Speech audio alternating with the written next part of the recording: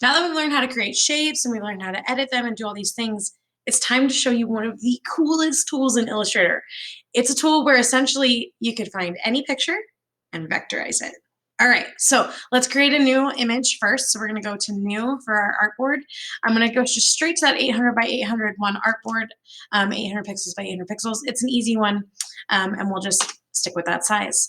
Okay, the next thing we need to do is we need to go ahead and find an image of our favorite animal. So I'm gonna go ahead and go to the web, and let me grab my right screen here.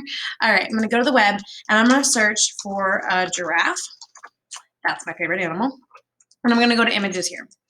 And I'm gonna look for an image that does not have a very heavy background. So what I mean by that is like the background's pretty clear and easy to distinguish, because when you image trace, what you're doing is you're turning every single object into a path. So we think about paths like when we create a circle, there's a path on the outside that turns it into a vectorized shape. Well, every shape in your image is going to be a path. And when there's a lot of stuff going on in the background, the computer has a hard time distinguishing between your object you're wanting to image trace and the background. All right, so search for an image, try and find one that's got a pretty nice, clean background. I'm gonna go ahead, oh, I like this one. I'm gonna pick this one, okay? So I'm gonna grab this one. And what's important too is also looking at the fact that you want the biggest image. So when you click on this image, you're clicking and viewing thumbnail versions, which are smaller versions of that image. But if I hover over this image, you can see that it's actually the full size of it is 1240 pixels by 825 pixels. So I'm gonna go ahead and right click, open image in a new tab, and that's gonna actually show me the biggest version of the image. And even more so, I can zoom in because I have a zoom function on mine, and I can zoom in on the image. Once you're at the biggest version of the image, you're gonna go ahead and right click and copy it. I'm gonna copy it and I'm going to go back to Illustrator and I'm going to paste it, which you can go to edit, paste, or hit Control V on your keyboard.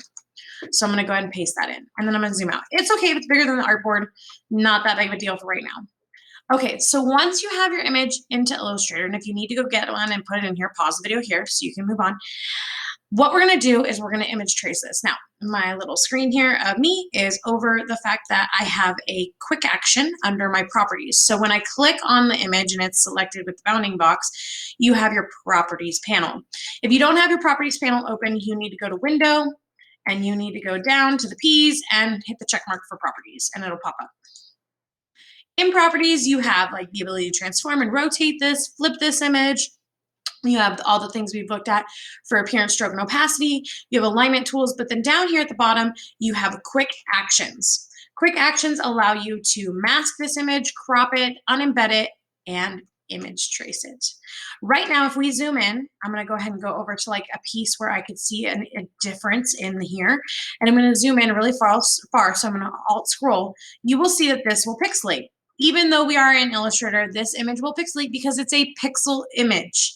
Pixel images can't be vectors. So yes, they still have pixels and they still can pixelate. So if I want to blow this up bigger than 800 by 800 pixels, it would pixelate at some point. What we're doing is we are going to make the computer find all of these shapes and turn it into vectors.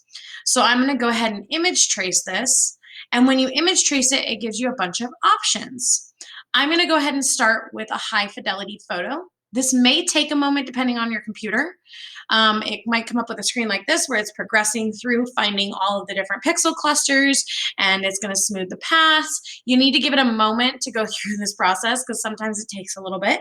But once it's done with this process, it's going to turn everything into vector shapes. And you will actually see that it almost doesn't look any different. But if I zoom in now, it's not pixels anymore. It's vectors.